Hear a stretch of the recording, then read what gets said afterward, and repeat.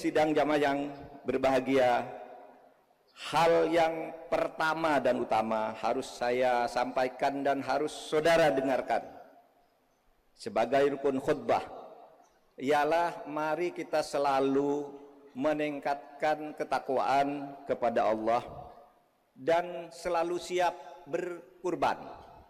Berkurban itu artinya bertakarrub, selalu mendekatkan diri kepada Allah agar hidup kita ini enak, hidup kita selamat, hidup enak dan mati nyaman, agar nanti kita bisa masuk surga dan terhindar dari neraka. Hadirin sekalian, surga dan neraka bukan hanya yang akan dinikmati atau diberikan kepada kita di akhirat nanti. Surga dan neraka itu bisa juga dirasakan di dunia bagi orang-orang yang berbuat baik dan tidak berbuat baik. Itulah sebabnya ada istilah surga dunia dan neraka dunia. Surga dunia adalah ketenangan hidup karena kita selalu berzikir kepada Allah. Berzikir kepada Allah itu artinya selalu mengingat Allah. Bukan hanya berzikir dengan lisan tetapi berzikir juga dengan perbuatan, sehingga setiap kita akan berbuat apapun selalu diukur oleh hati kita, ini benar apa tidak menurut Allah. Orang yang selalu berzikir kepada Allah, selalu menjaga dirinya untuk berbuat sesuai dengan apa yang diperintahkan oleh Allah, hatinya akan tenang. Tidak ada yang lebih merasa hidup di surga dibandingkan dengan orang yang hidupnya tenang. Ketenangan itu adalah surga dunia. Ketenangan itu adalah hidupnya aman. Oleh sebab itu, di dalam inti ketakwaan itu selalu disebutkan ala bidzikrillah tatmainnul qulub. Ingatlah bahwa kalau engkau selalu berzikir dan ingat kepada Allah, maka hatimu akan tenang. Allahu Akbar, Allahu Akbar, Allahu Akbar. Bandingkan dengan orang yang selalu berbuat salah, berbuat dosa, melanggar hak-hak manusia, melanggar hak-hak alam, makan barang yang haram, tidak berakhlak, maka bisa jadi hidupnya di dunia secara kebendaan sukses. Mungkin dia mempunyai harta yang banyak, mungkin mempunyai kedudukan yang tinggi. Tetapi kalau itu semua dilalui tidak dengan zikir kepada Allah, maka dia akan merasakan dunia ini sebagai neraka. Coba lihat betapa banyak orang-orang besar di berbagai negara dan juga di negeri ini. Orang yang kaya raya pada akhirnya hidupnya ketakutan.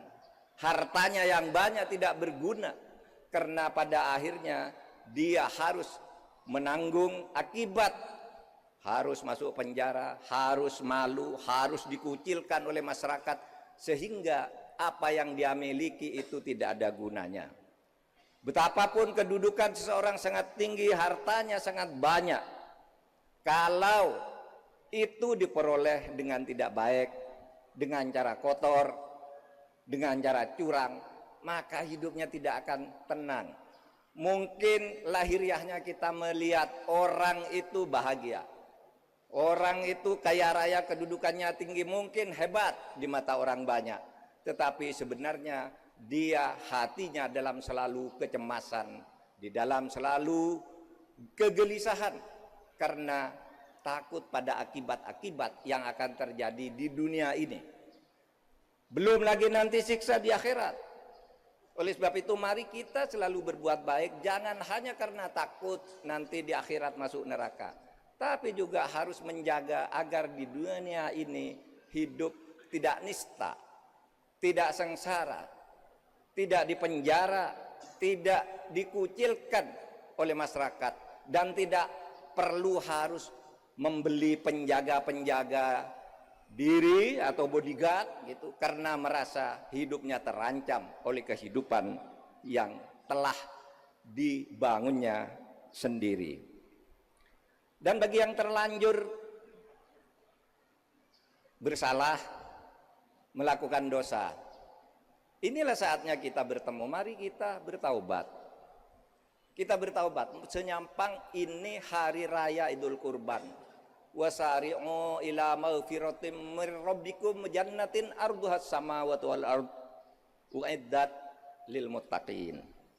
Hadirin sekalian, hari ini adalah hari Idul Adha yang menceritakan sebuah peristiwa dan mengajarkan ritual tertentu.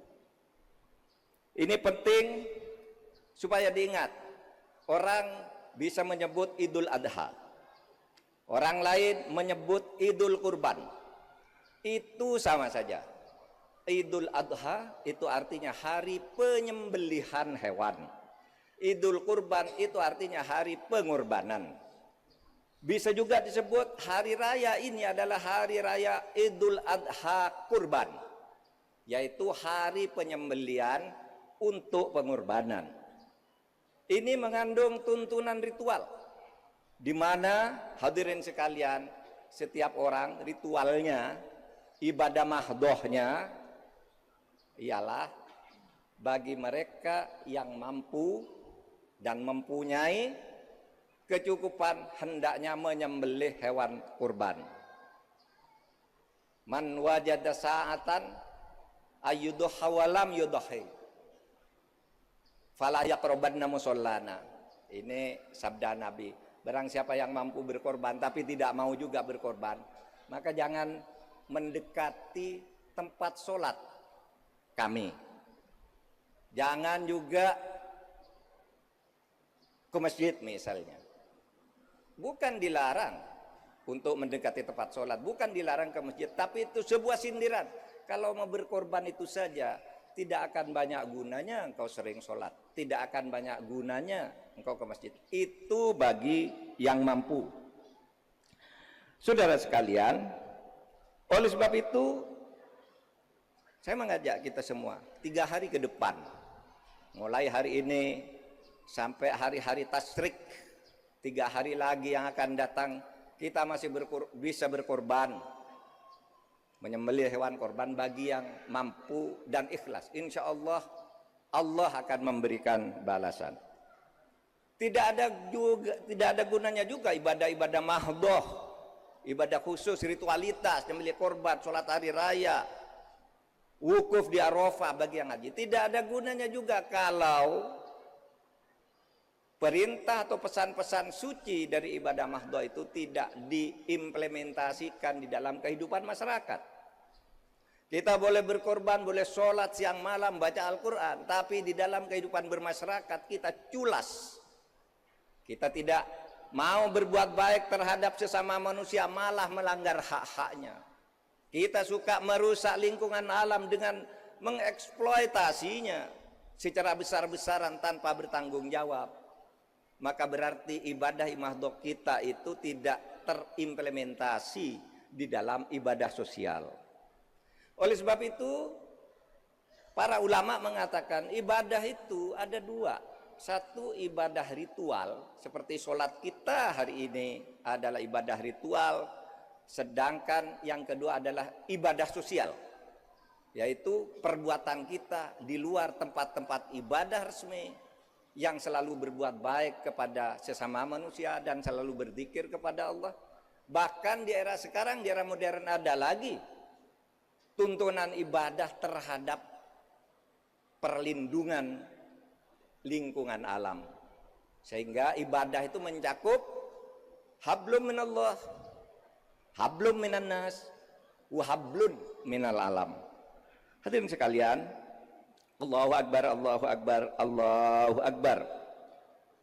Peristiwa yang saya katakan tadi, bahwa hari ini ada peristiwa dan ada tuntunan ibadah. Peristiwa mari kita ambil dari peristiwa keluarga Nabi Ibrahim yang tadi kita dengar sudah dibacakan oleh imam ketika tadi mengemami, di mana di situ disebutkan kalau diringkas ceritanya itu suatu saat Ibrahim bermimpi menyembelih anaknya, lalu Ibrahim menakwilkan bahwa mimpi itu adalah perintah Allah, di mana beliau yang sudah sangat berumur dan berdoa sejak muda ingin mempunyai anak, baru mempunyai putra sesudah usia senja. Lalu ada perintah, mimpi memerintah menyembelih putranya itu. Apa yang terjadi? Karena ini adalah perintah Allah menurut Ibrahim, maka ini harus dilaksanakan. Tapi sebagai keluarga, kepala keluarga, dia tidak sewenang-wenang. Dia bertanya dulu kepada calon korban, wahai anakku, saya bermimpi nyembelih kamu. Bagaimana pendapatmu? Mau enggak kamu? Ismail, loh kalau itu perintah Allah, laksanakan apa yang diperintahkan kepadamu, maka insya Allah saya ini sabar untuk menerima itu. Ibrahim juga bertanya kepada istrinya, wahai istriku tercinta, ini ada perintah Allah, saya harus menyembelih anak kita yang kita sayangi, yang sedang remaja, sedang lucu-lucunya. Bagaimana menurut pendapatmu istriku? Suamiku, kalau itu perintah Allah, laksanakan. Hadirin sekalian, di dalam pelaksanaan digoda oleh setan. Ketika Ibrahim mulai membawa anaknya, digoda Ibrahim, untuk apa kamu menyembelih anak? Tidak ada di dunia ini orang kok mau menyembelih anaknya atas nama iman, atas nama takwa. Ibrahim, ini perintah, ini aturan yang harus dilaksanakan. Digoda lagi Ismail, Ismail kamu ini jangan mau dikorbankan oleh ayahmu. Tidak ada ayah di dunia ini nyembelih anak, dan tidak ada anak yang mau mengorbankan diri dengan cara konyol disembelih atas nama ketakwaan. Ismail, itu perintah Allah, kata Ismail kepada setan. Siti Hajar juga didatangi. Siti Hajar, ngapain kamu membiarkan suamimu membunuh anakmu yang kamu cintai? Siti Hajar melawan dan melemparnya dengan batu yang kemudian kalau orang haji itu disimbolkan dengan jumroh. Nah hadirin sekalian, Allahu Akbar, Allahu Akbar, Allahu Akbar, walillahil hamd. Pelajaran utama dari ini ada dua. Satu, kalau kita ingin hidup bahagia dan benar dan nyaman di dalam rumah tangga, suami, istri, dan anak itu harus kompak. Jangan suami sewenang-wenang terhadap istri dan anak, melakukan KDRT. Pun istri tidak boleh ingkar nusus terhadap suaminya. Anak juga tidak boleh melawan orang tuanya. Tetapi ketidakmelawanan dan kebersamaan itu, hadirin sekalian, harus dilakukan melalui musyawarah, pemberitahuan secara baik-baik. Ini penting, karena terkadang hancurnya rumah tangga, hancurnya keluarga di berbagai belahan di dunia, di Indonesia, di berbagai daerah yang sekarang ini sedang marak. Suami membunuh istri, istri membunuh suami, anak membunuh nenek, dan sebagainya. Kenapa? Tidak ada kekompakan di dalam mengendalikan hidup berumah tangga. Ini yang sekarang kita baca. Oleh sebab itu mari kita camkan cara Ibrahim, cara keluarga Ibrahim memberitahu tentang perintah Allah. Istrinya tidak merengek-rengek, minta tolonglah, itu kan anak kita, tolong dong. Anaknya juga tidak minta kepada ayah, minta dispensasi kepada Allah, karena engkau ini seorang nabi, masa nyembelih anak? Tidak. Siti Hajar tidak memintakan anaknya diistimewakan, si anak pun tidak mau minta dispensasi meskipun dia seorang nabiullah. Itu pelajaran pertama. Pelajaran yang kedua, hidup ini adalah ujian. Tidak ada orang hidup di dunia ini yang tidak diuji oleh Allah. Oleh sebab itu, cara hidup dengan baik menghadapi ujian itu antara lain mentaati aturan-aturan, mentaati aturan hukum. Kalau hukum mengatakan begitu, harus dilakukan itu. Karena di dalam hidup itu akan banyak sekali ujian. Tetapi Allah itu maha pengasih, maha penyayang. Sehingga ketika menguji Ibrahim, anakmu harus disembelih. Siti Hajar, anakmu biar disembelih oleh suamimu. Ismail, kamu harus mau disembelih oleh bapakmu. Itu adalah ujian. Karena ketika kemudian Ibrahim siap menyembelih anaknya, tiba-tiba datang malaikat Jibril yang mengatakan Allahu Akbar, Allahu Akbar, Allahu Akbar. Nabi Ibrahim menjawab la ilaha illallah wallahu akbar. Ismail menyambung Allahu Akbar walillahil ham, dan tubuh Ismail itu diganti dengan seekor kibas, seekor domba. Itulah yang kemudian makna simbolik yang kita lahirkan pada hari ini, yaitu kita mau berkorban untuk aturan, mau berkorban untuk melaksanakan perintah Allah, mau berkorban taqarrub untuk bertakwa kepada Allah. Dan Allah tidak akan menyengsarakan kita. Terbukti Ismail itu hanya ujian. Berani enggak kamu nyembelih anakmu? Kalau ini perintah Allah. Berani enggak kamu Ismail disembelih? Berani enggak kamu Siti Hajar untuk membiarkan anakmu disembelih? Semuanya menjawab, kalau itu perintah Allah, maka akan kami lakukan. Allahu Akbar, Allahu Akbar, Allahu Akbar walillahil hamd. Akhirnya hadirin sekalian, saya mengajak kita, mari pelajaran hidup keluarga Ibrahim ini, selain kita jadikan pelajaran untuk cara hidup kita di rumah tangga kita, kita pedomani juga untuk membangun Indonesia sebagai sebuah keluarga. Indonesia ini adalah sebuah wujud dari sebuah perjanjian. Di dalam Al-Quran, pernikahan seseorang, pernikahan Ibrahim dan Siti Hajar itu disebut mitsaqun ghalidha, janji suci. Di dalam kitab bernegara, para ulama menyebut Indonesia ini adalah Darul Mitsaq, negara hasil perjanjian. Oleh sebab itu, mari kita jaga negara ini agar mencapai apa yang disebut baldatun thayyibatun wa rabbun ghafur. Negara yang baik, makmur, adil, sentosa, baik dan mendapat ampunan dari Allah. Inilah Indonesia yang harus kita jaga, jangan dirusak. Jangan dirusak. Kita berposisi masing-masing dengan baik. Yang anak Indonesia, rakyat itu harus berbuat bagus. Pemerintah sebagai orang tua berbuat bagus. Para ulama itu juga harus, ulama dan cendekiawan, ilmuwan itu harus berbuat sesuai dengan kaidah-kaidah keilmuan dan kejujuran. Nah, kalau ketiganya ini tidak baik, maka akan terjadi siklus kerusakan seperti disampaikan oleh Imam Al-Ghazali.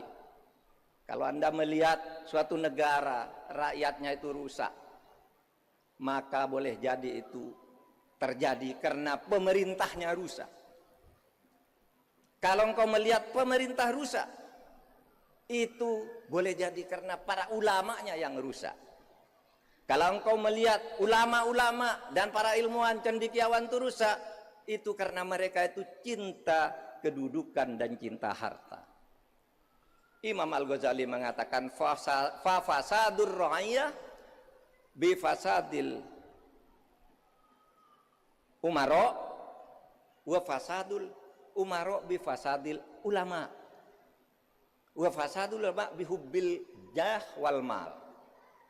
Rusaknya rakyat, jangan disalahkan kalau rakyat rusak, ribut, sering membunuh, saling mencuri, saling memfitnah. Kenapa? Rusaknya rakyat itu karena pemerintahnya tidak benar. Pemerintah tidak benar karena apa? Karena ulamanya tidak benar.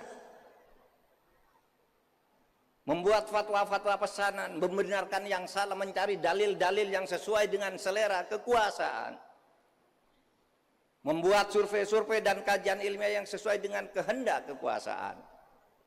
Itu yang akan menyebabkan negara rusak. Dan mengapa mereka melakukan itu? Mengapa ulama cendekiawan melakukan itu? Mengapa? Karena mereka cinta pada kedudukan, cinta pada harta, cinta pada pujian. Barakallahu li wa lakum fil Qur'anil azim wa nafa'ani wa iyyakum bima fihi minal ayati wa dzikril hakim wa taqabbala minni wa minkum tilawatahu innahu huwal ghafurur rahim.